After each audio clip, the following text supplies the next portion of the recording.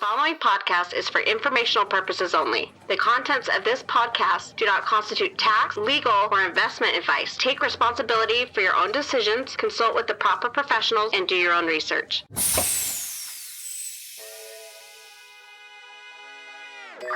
Hey IQers, this is GRTiQ.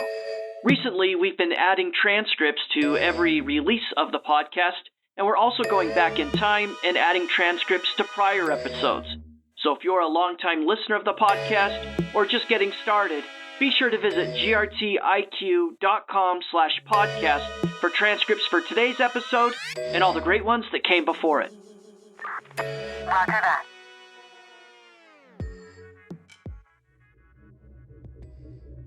So I'm really excited about using the graph maybe as an example of how things are built in the future. You can actually come together as a set of distributed teams to build something interesting.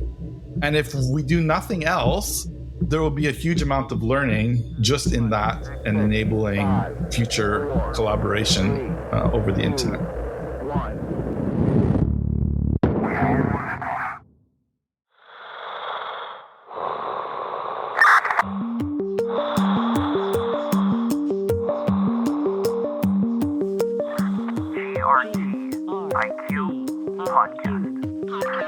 We're like astronauts, floating in the space of time.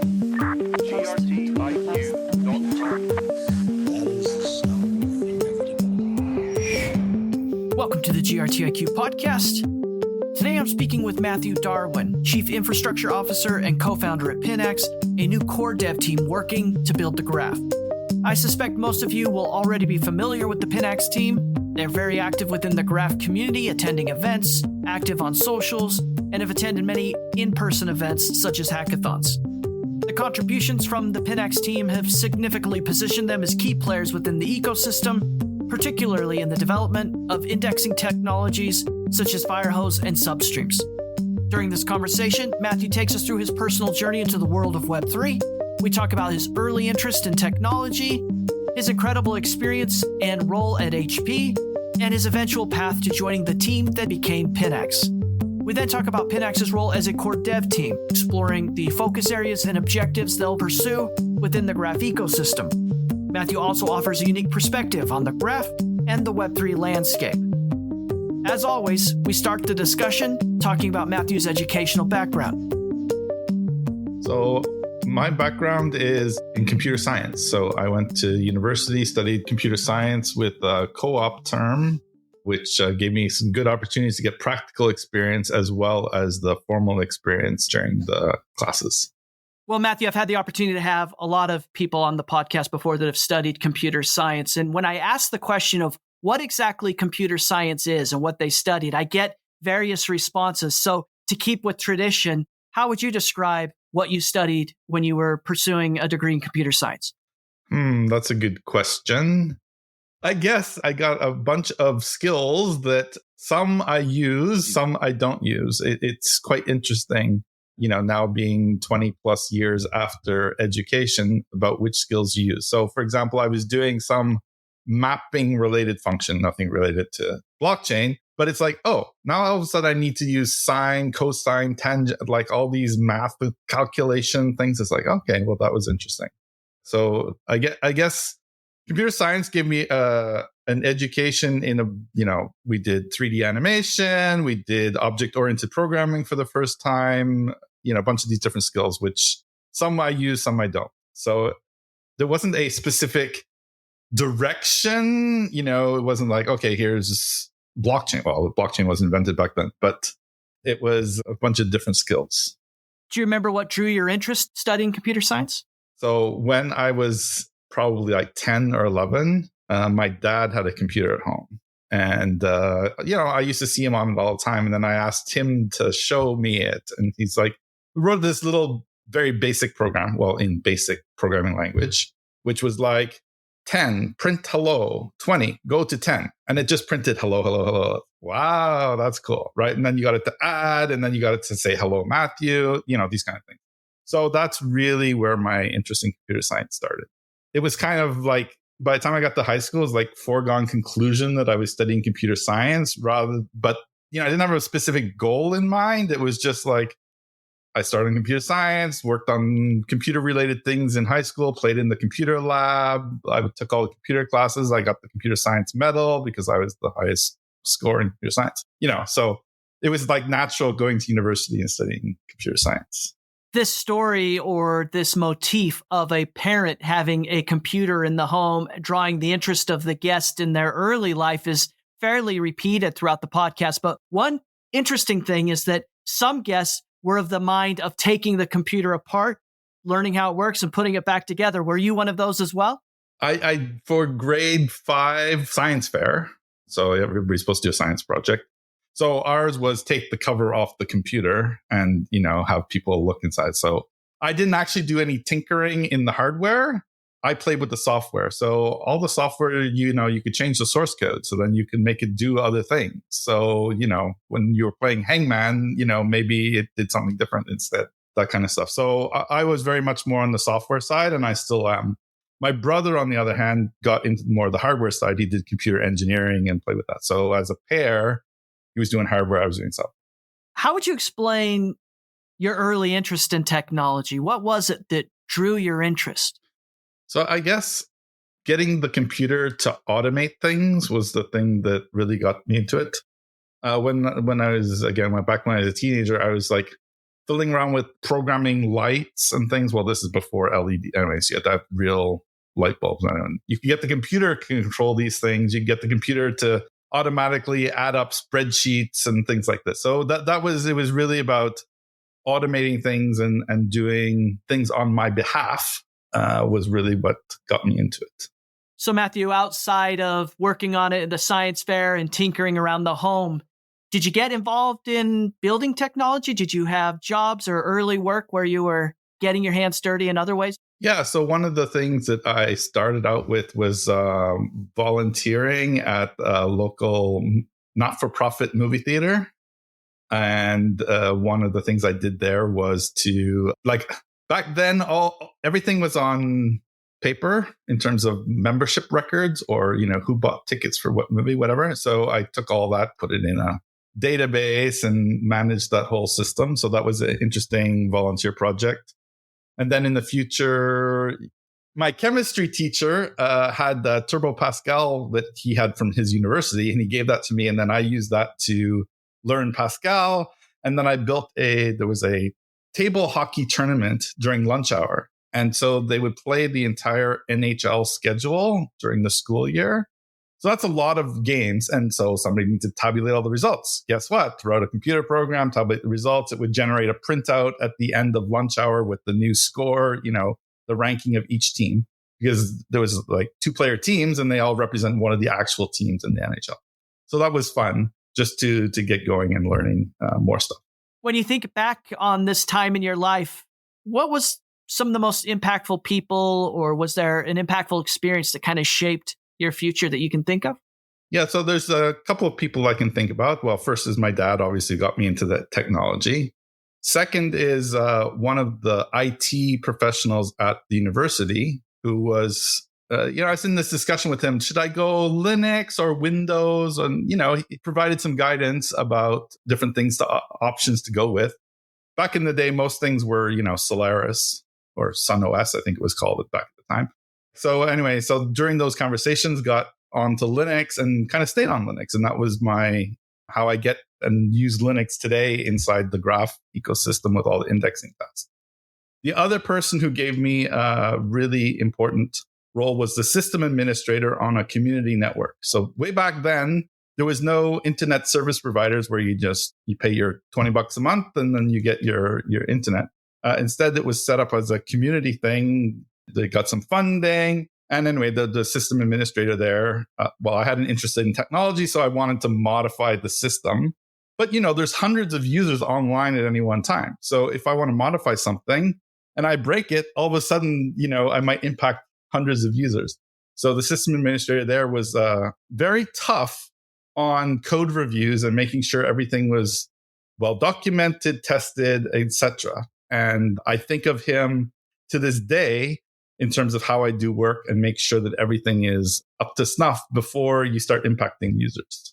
I want to go back and double click on something you said about that decision you made, the guidance of a mentor about pursuing Windows or Linux. And was this just a decision about software and something that you felt like you had access to, or was this something more philosophical? This was really more philosophical. At the time, Linux maybe wasn't quite as popular, but it was, free software, open source software. There's a whole movement talking about it back then. But, kind of Windows is more popular in terms of getting jobs. That's where the careers were. So staying on the Linux side, really aligned with my passion about being in control, managing things. You have the source code. You can do everything. When I bought my first computer, guess what I ran on it was Linux, this kind of stuff. So yeah, there was definitely a philosophical aspect to getting into to Linux and staying in that. And I've tried to stay in that ecosystem, ever since. Matthew, you've been around for a while. And what's really incredible about speaking with you today is your story arc is such that we can go back pretty far and talk about how technology has evolved and where we are today. And my question is, do you think Linux and some of those open source free software, were those predecessors to Web3? I mean, were they kind of like foreboding that something bigger was coming to what we now call Web 2? Or do you think those were just early attempts to get what we're now working on in Web 3? How do you think about that? So it's kind of a cross between the two. If we go back, there was existing systems before Linux. If you go back to the early days of Unix, things were shared between people. Even that community network thing that I talked about, that was open source, but it had a very restrictive license. So you couldn't actually change it and give the changes to other people, which was weird, but aligned with the philosophy at the time. Whereas Linux was like, well, here it is. You can change whatever you want. Just make sure you give it to everybody else. Okay, that's great. So that was, kind of a freedom compared to some of the other stuff that was going on. So I think in order to get to where we are in Web3 today, that was a requirement. Because if we look at all the things that we do in our team, well, it's all built on stuff that other people built, which is built on something that other people built, whatever, right? So if I had to pay or run the whole stack for all of Web3, it's the amount of technology that's there is huge, right? And the world goes a lot faster and we can build more things faster because we share things. And it comes really from that philosophy of open source and building things in that way. And everything in Web3 is that way. So when I started my career path, having a GitHub with all your source code open, that wasn't the thing. People didn't do that. Well, Git didn't exist then either. But, sharing all that stuff wasn't the de facto way things are done. But now it is, right? So I love working in this job because of that philosophy, and rather than working in a big corporate company which wants to keep things closed and licensed and you need to pay a lot of money for it. So I think those precursors in Linux and then what came from that is what leads to today. And then what we're doing today will lead to more things in the future, which we can't even imagine yet. So when you think about this trajectory of Web3, given everything you just said, and this is a fairly common question I ask on the podcast, longtime listeners will know that this is coming, but do you think of Web3 as a revolution against Web 2, or do you see it as an evolution, kind of like the next step as mankind builds and improves technology? I see it as an evolution. So I see like Web 2 was an evolution on Web 1. So Web 1 was, everybody runs their own stuff. I don't know what you call Web 1, something like that. Then Web 2 is like, well, let's get all these people together and then we create this network effect. Then Web 3 is trying to get, well, let's go back to everybody running their own stuff because that's really important and, enabling and open source, that philosophy comes with it. But then let's keep the aspects of Web 2, which have the network effect, right? And then somebody will come along later and then they will try to take Web 3 and do Web 4 with it. And then so it's this battle between centralization and decentralization that it's not really a battle. It's a continuum, right? We go more central and we go more decentral, whatever. Or if we look at computers, like everybody had their own PC on their desk. Well, before that, there was mainframes. Then everybody had a computer on the desk. Now we're back to cloud, right? So, and then with Web3, we're trying to decentralize things again. Just wait 20 years, the same thing is back in vogue. So let's go back to your personal story here then and talk about what you did after university. What did you do upon graduation? So as I said earlier, I was in the co-op program. So that gave me opportunity to try a few different things during my university time. The last company that I worked with in the co-op term decided to keep me, which was great. I worked there part-time to finish school. School took a little longer than expected to finish because I got distracted with working on interesting projects. But anyway, I stayed there. I worked on a space called network management, which is, if you imagine, a huge data center or a company with a lot of PCs and printers and scanners and all those peripherals. Well, you need to find them all, manage them, inventory things, keep track of them, generate alerts when things go wrong, that kind of stuff. So I got into that space. And then, that company was acquired. That company then was acquired. And then I ended up working for Hewlett-Packard, which was a great company at the time, 300,000 employees, doing hardware, software, consulting, management. And I was in the software division because I'm not really a hardware guy. I'm more of a software guy. And, so I'm working on network management, help desk, asset tracking, GitHub, like ticket tracking, all these kind of things that, large companies would use. So that's what I spent a lot of time doing. And HP sent me all over the world to talk to different customers, go to conferences. And in fact, I had a huge team that I was managing. So I wasn't just a individual engineer, but I actually was managing a team in China, Romania, US, Canada, a few other different places. So yeah, it was great fun, learned a lot. I can't say enough good things about HP as a company. The GRTiQ podcast is made possible by a generous grant from the Graph Foundation. The Graph Grants program provides support for protocol infrastructure, tooling, dApps, subgraphs, and community building efforts. Learn more at thegraph.foundation. That's thegraph.foundation.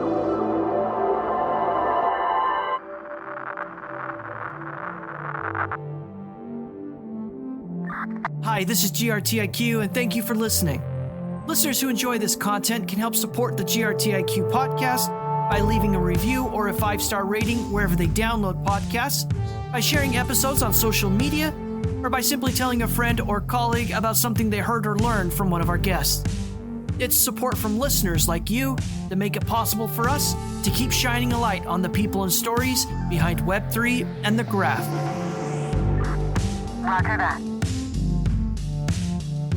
Well, I want to talk about your experience at HP, and I think it's an incredible contrast to working in Web3 on a smaller team like you're working on at Pinax in a decentralized protocol like the graph, but yet you have this contrasting experience in working in one of the biggest companies ever started in Web2 with this incredible legacy in that of Hewlett-Packard. What was it like working for Hewlett-Packard in such a large company? What was that experience like?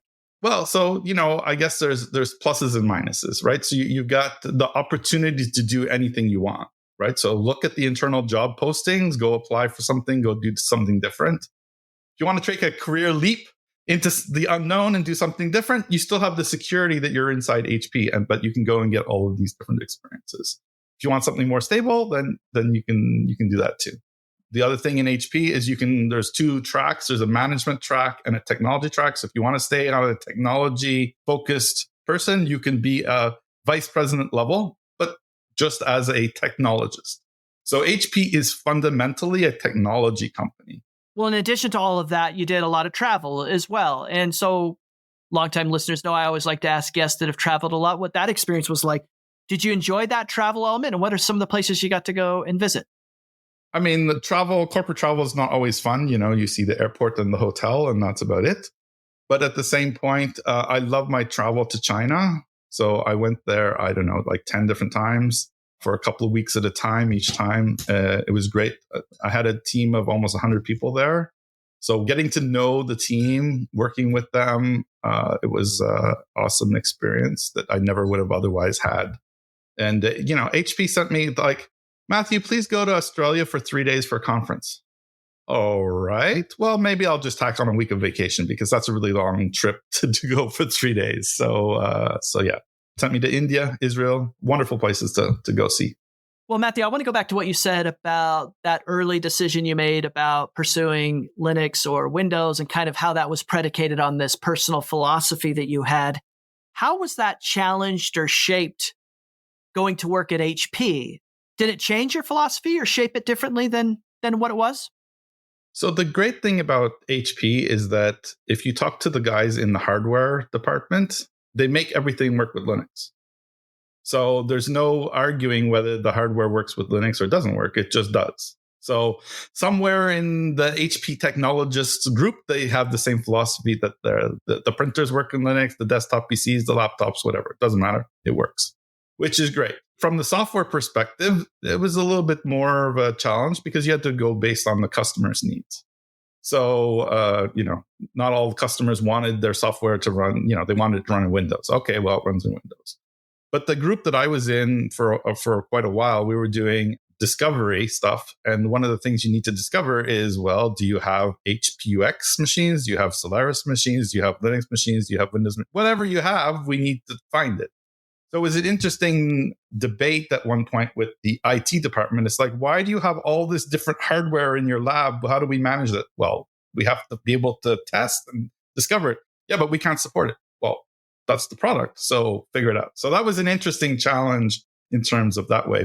I did give up my Linux desktop at one point, and I did install Windows because it was just more practical to use Outlook and PowerPoint and, management type tools.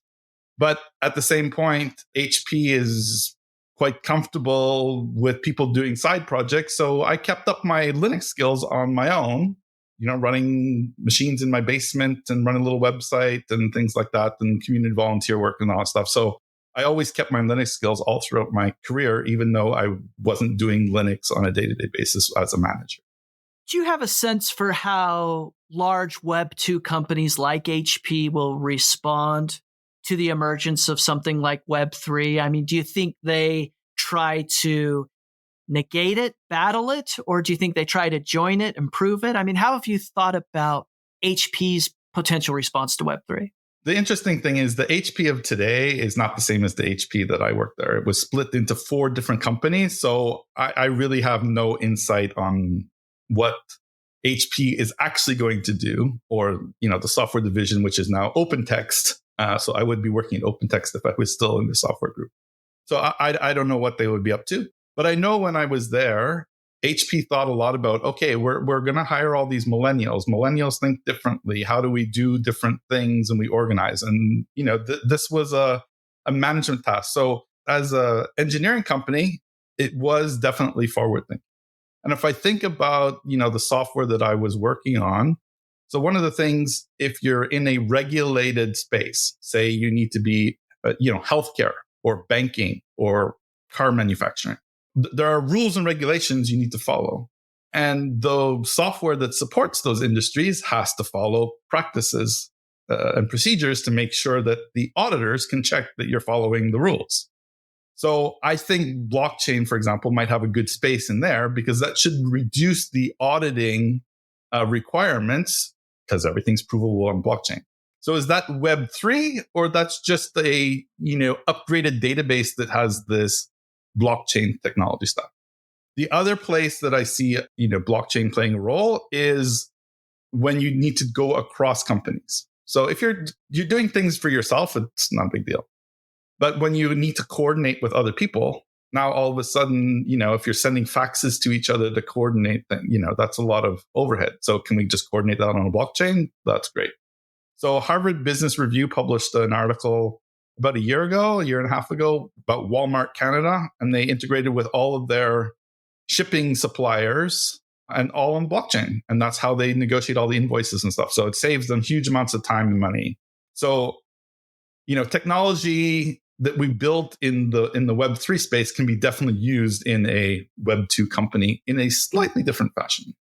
If we think about what Web3 is fundamentally about, and you've already said, Matthew, that this is kind of a natural evolution or a next step in the progress of technology. But if we fundamentally try to determine what prompted or the catalyst for this evolution, I mean, a lot of different guests have said different things about what Web3 is fundamentally about. It's about privacy. It's about data integrity. It's about economic equality and a whole bunch of other things. I've also heard people say it's about human coordination, but what do you think it's fundamentally about?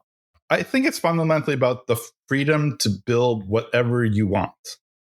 So you want to do DeFi? Great, go do DeFi. You want to do human coordination? You want to do that? Great. So let's get the data out of the Web 2 companies, right? So let's build a technology stack that allows you to replicate what the Web 2 companies are doing in a decentralized way or a more powerful way that you can contribute as an individual, and then go build the thing that makes you happy on top of that.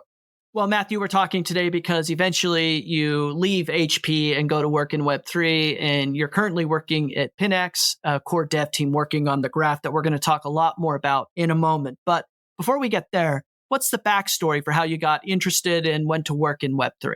So when I left HP, I, spent some time just looking around to see what's going on in the world. I did hear a little bit about Bitcoin at the time. It didn't really tweak my interest. But what did pique my interest was a thing called OpenStreetMap, which was, if we think about the philosophy of Web 2 to Web 3, OpenStreetMap is Web 3 to Google Maps of Web 2, right? So Google Map has this centralized database of everything, and everybody needs to contribute their data to Google. Well, how do we get it out of there? Well, let's build a community of decentralized teams that's building a community organized map. All the data is open, free. You can use it however you want. So I got into that because somebody had a meetup. I went to the meetup. It sounded cool. Anyway, so I met Denis, who's the CTO at Pinax, through the OpenStreetMap community. And the OpenStreetMap community got involved with the Bike Ottawa community. We need to build a map of all the bike routes in Ottawa. So anyway, this is how that group got together. So I got into blockchain, not because I was that interested in blockchain, but I was interested in technology. And Denis is like, hey, we need somebody with Linux sysadmin skills to manage all of our machines. Are you interested? I thought, oh, sounds interesting. Why not? So that's how I got into blockchain. So Matthew, if it wasn't Bitcoin that really drew your interest and you just kind of started working with Denis and went to work on blockchain, what was the pull there and where did you get started? What blockchains were you working on at the time? Yeah, so Denis and a few others in this group that would become Pinax were working on the EOS blockchain. So EOS is a brand new blockchain. It hadn't yet launched. It was in this alpha stage, whatever. And so I got into blockchain because that's the one that they were working on. But it was interesting because it's like, well, here's the source code. Go. If you have any questions, here's a Telegram group. Go ask. Right. So, okay, sink or swim, away you go. So, I took that, trying to figure out how to get the thing to run. I remember my first summer vacation when I was trying to go to Boston. And it's like the software was crashing every other day. I have to restore from backup. I was like, oh, a lot of interesting in quotes, challenges there in terms of building out the ecosystem and managing an infrastructure. So this was, we're doing validation or block producer in EOS, and then eventually, run nodes and have people connect to you and build tools around it and build applications on top. Anyway, so it got quite big over time. How long were you working when you started recognizing those philosophical things that drove your early decision-making to your career about open source and stuff? Did you start recognizing those things and thinking, oh, hey, how about that? I'm in a place that I recognize. So the answer is yes. And the answer is more than that, because when I left HP, I decided I wanted a job that did, three different things. I wanted it to be open source. I wanted it to have a significant difference in the world. And I didn't want to be doing, maintenance on old versions. I wanted to always be working on the current thing. So up a new thing. So this job, check, met all the criteria. So, I could have done other things, but this one met all of those things. So that was why it was cool. So at this time, you're not only moving into a new industry and pursuing something that you find interesting, but you're also becoming an entrepreneur. And after working at HP and moving into being in a startup and being an entrepreneur, that's a pretty big leap. What was that experience like for you? I guess so. When I left HP, I was looking for something new. So, I wanted to take it was like, do something. So taking a risk was no problem. If that didn't work out, well, I can always go back into the Web 2 world. So there was no doors that were closed. So I just took the opportunity. And when I joined with the other co-founders at EOS Nation, it wasn't me being an entrepreneur. There was a group of us who were being entrepreneurs together. So that provided a lot of support, and especially for all the things that I am not good at or didn't want to do. So I like to focus on the technology part.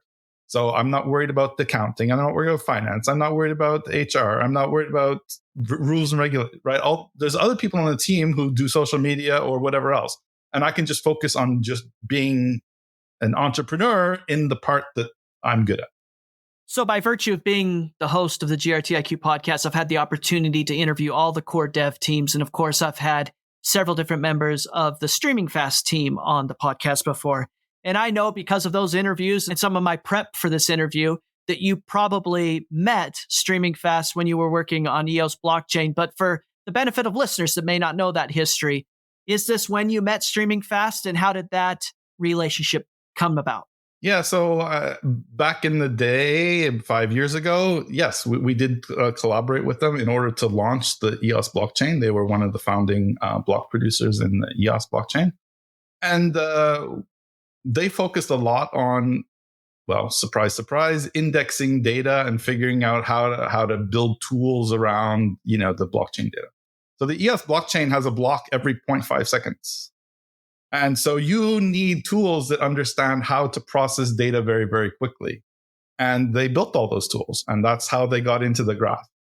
And the way we got into the graph is because the StreamingFast team said, well, we need people that understand how this tech works. And, they can scale it, they can run it, etc. So that's how we ended up here. So we started way back at the beginning. We collaborated. They built tools. We ran the tools. We gave them feedback. We gave them lots of feedback. They grumbled about the feedback. But at the end of the day, it was all about making the tools better. And so we have this very long-standing relationship with the StreamingFast team. And to double down a little bit here on the historical elements here, StreamingFast at the time would have been Diffuse, and the technology that they were asking you to work with and build, would have this been things like Firehose or Substreams? What were you working on? So we were working on Diffuse. Diffuse is really the precursor to Sparkle, which is really the precursor to Substreams.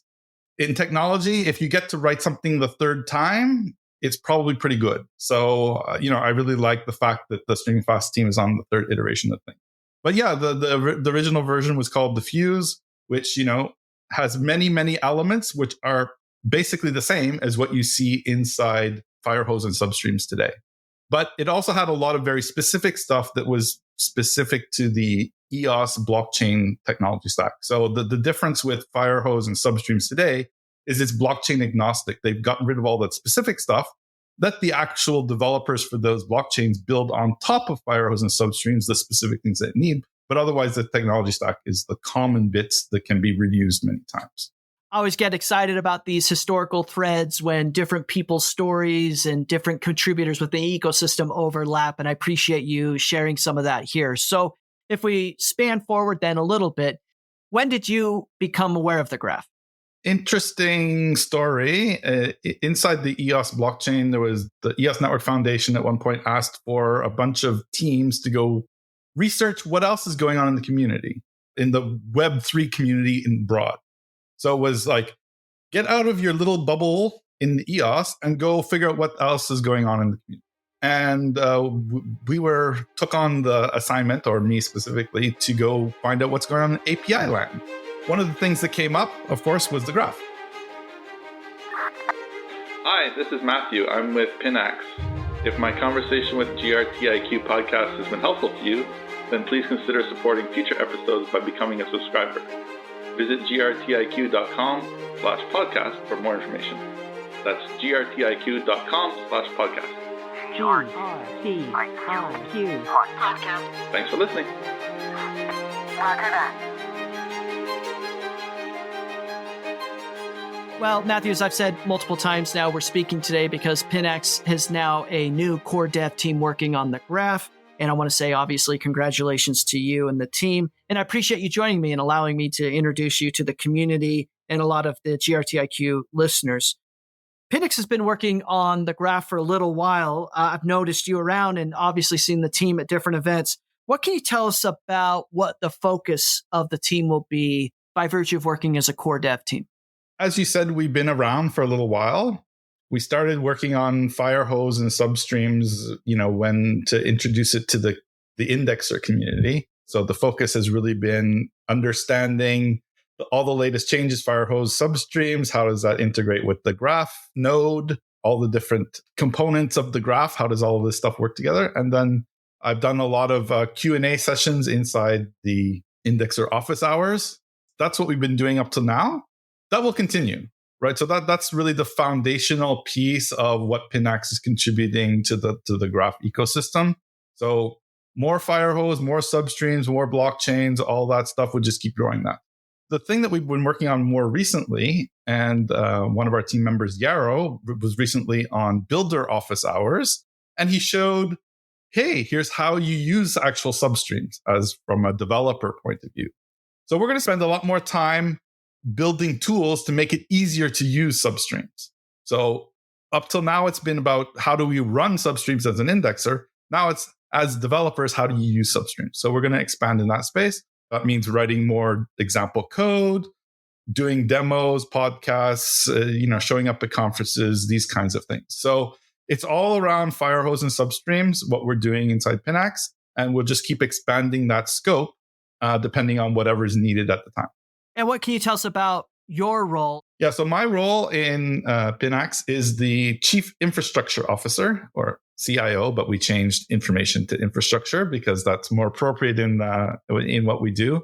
Part of my role is managing the actual infrastructure that we have in the company. So we actually have data centers with servers in them. We're not using cloud services to manage blockchain infrastructure. So, talk to suppliers and get the server set up and make sure all of that stuff is running. So that's first job. Second job, the engineering team reports to me. So all the team that's building all of the new tools and things that you might see. So we've done some demos about, using Substreams with Google Sheets, which is a very different thing than the traditional GraphQL working in the graph. So we want to try using Substreams in different ways and then show people and open their imagination. So that was the idea about that. So managing all that, and then contributing change requests to either Graph Node or Firehose and Substreams in order to make everything work better. So that's all the technology part. We also have another group in the company that's, what we call it, marketing or engagement or that kind of thing.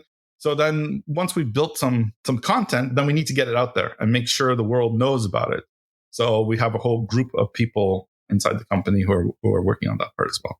Well, I want to encourage listeners to follow Pinax on Twitter because that team is doing an exceptionally good job. And if you click around and follow some of that, you'll learn something new. And there's always fresh content coming out. So it's definitely a good follow. Tell us about the team, Matthew, and where they're located. Our team is a virtual team. So we're in multiple places all over the world. Most of the team is in Canada. We have most of the founder team is in Canada, and the engineering team is mostly in Canada. However, we do have people in Malaysia, Germany, US, and other places. So it's an interesting working in a totally distributed environment. We don't actually have a corporate office other than the data center. So everything is virtual. Prior to this role as core dev, you and the team were contributors within the graph ecosystem. And are you also working in other stakeholder roles, for example, as indexers? I mean, I think you mentioned that a moment ago, but just want to verify, are you also an indexer operation? Yes, for sure. We are an indexer. So part of understanding how Firehose and Substreams works, well, you really want to make sure that it's working with the indexing components in the graph. So yes, we are an indexer.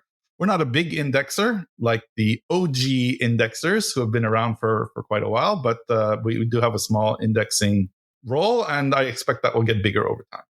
The things that Pinax team is working on are incredibly important, and listeners of the podcast know that I recently had Alex Bourget on to talk about Substreams-powered subgraphs with the recent release of that. And these terms are circulated throughout the ecosystem, but non-technical folks like myself, we don't always follow or understand exactly what is meant by Firehose, substreams powered subgraphs, and subgraphs themselves. And so without getting too technical and just kind of staying high level, how important are things like Firehose or substreams to the future of the graph? I think the graph doesn't exist without it.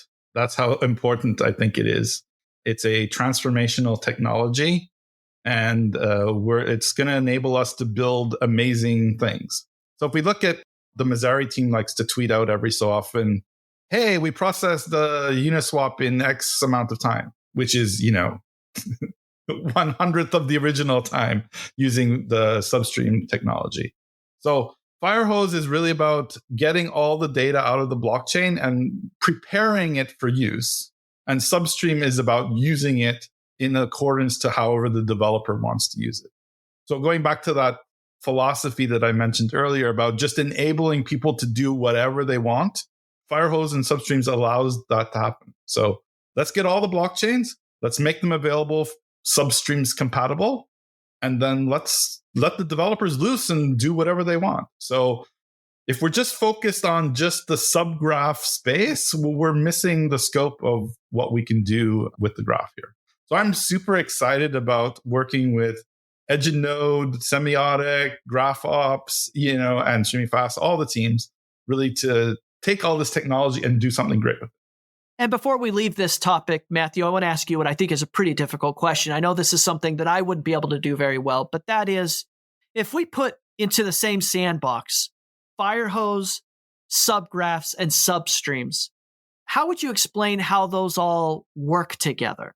It's about their layers, right? So Firehose is very technical. Nobody want to interact with that. And then you try to build something on top of that, and then you try to build something on top of that, to make it simpler. So most, the graph up till now has always been about subgraphs.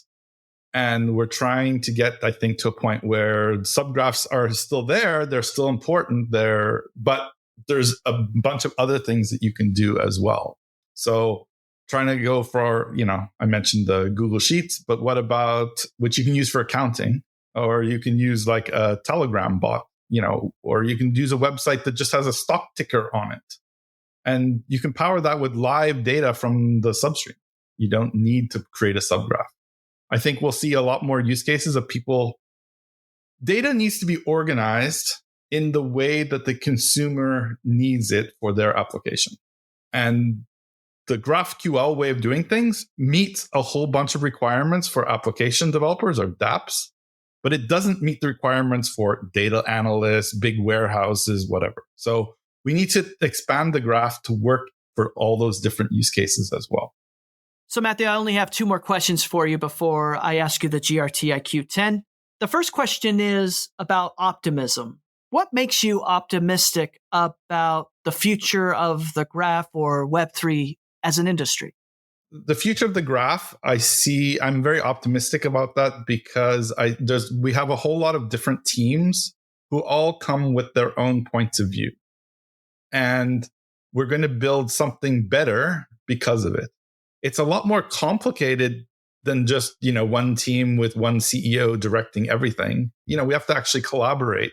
But that strength will get us much further in the future. So I'm really excited about using the graph maybe as an example of how things are built in the future. You can actually come together as a set of distributed teams to build something interesting.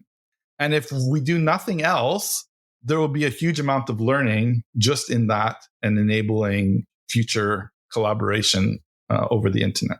And the second question I want to ask you is about your time at HP. And I, as longtime listeners know, like to find threads in people's stories that kind of explain where they are today and what they're working on. And I'm curious, if you think back to your time at HP working on software in a globally distributed team, did all of that prepare you to succeed in your role now and working in Web3?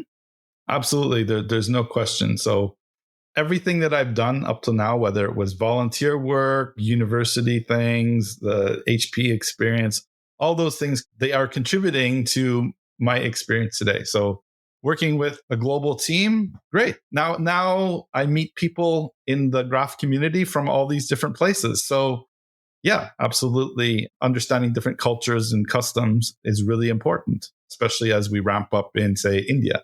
Well, Matthew, now I'm going to ask you the GRTiQ 10. You may have heard these yourself, but these are 10 questions I ask each guest of the podcast every week. And I've created these questions to help listeners learn something new, try something different, or to achieve more in their own lives. And so, are you ready for the GRTiQ 10? Fire away.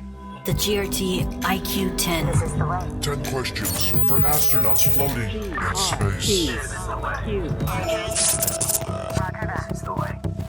What book or article has had the most impact on your life? I'm an introvert, although people might not realize that as I'm out there talking in the index or office hours every time. So the book that had the most impact on me was Quiet, The Power of Introverts in a World That Can't Stop Talking by Susan Cain. Is there a movie or a TV show that you would recommend everybody should watch? Well, we talked about the fact that I travel all over the world. So I love watching The Amazing Race and seeing where other parts of the world and different cultures and of course, places that I have been before. And how about this? If you could only listen to one music album for the rest of your life, which one would you choose? Rumors, Fleetwood Mac. What's the best advice someone's ever given to you? I'm not approving that code for production. What's one thing you've learned in your life that you don't think most other people have learned or know yet? How to operate a 35 millimeter projector in a movie theater. What's the best life hack you've discovered for yourself? So I got two here. I'm going to cheat a little bit. First, get over the fear of embarrassment of asking questions. There's so much to learn inside Web3. You have to ask questions. And second is something I learned really when I was at HP is, I need to be able to put myself in what I would call email mode or coding mode or interrupt mode and concentration mode. And trying to do both those things at the same time doesn't work. So you need to focus whether you're doing one or the other. Based on your own life, observations, and experiences, what's the one habit or characteristic that you think best explains how people find success in life? Focus. Just working on something over and over and spending a lot of time on it, that's how you get successful. And then the final three questions, Matthew, are complete the sentence type questions. So the first one is, the thing that most excites me about Web3 is? The opportunity to change the world to do something better. And how about this one? If you're on Twitter, then you should be following? Does Twitter still exist? No, I got to change that question. Lastly, complete this sentence. I'm happiest when? I'm in front of the computer solving complicated problems. The GRTiQ 10. After this, I show you how deep the Matthew Darwin, thank you so much for joining me for the podcast today and introducing listeners to you and the team at Pinax. And of course, I'm super excited to see the contributions you'll make in unison with all the other core dev teams working to build the graph. If listeners want to learn more about you or follow some of the work that you're doing, what's the best way for them to stay in touch? Well, so the best way is to find me in the Graph Discord channel. I'm there all the time. I actually am still on Twitter, so you can, or X, you can tweet at me at Matthew Darwin. This has been a production of the GRTiQ podcast. For more information, including detailed show notes, visit grtiq.com/podcast. That's grtiq.com/podcast. Please consider contributing to this project and helping build the community by subscribing and leaving a review. GRTiQ Podcast. Roger that.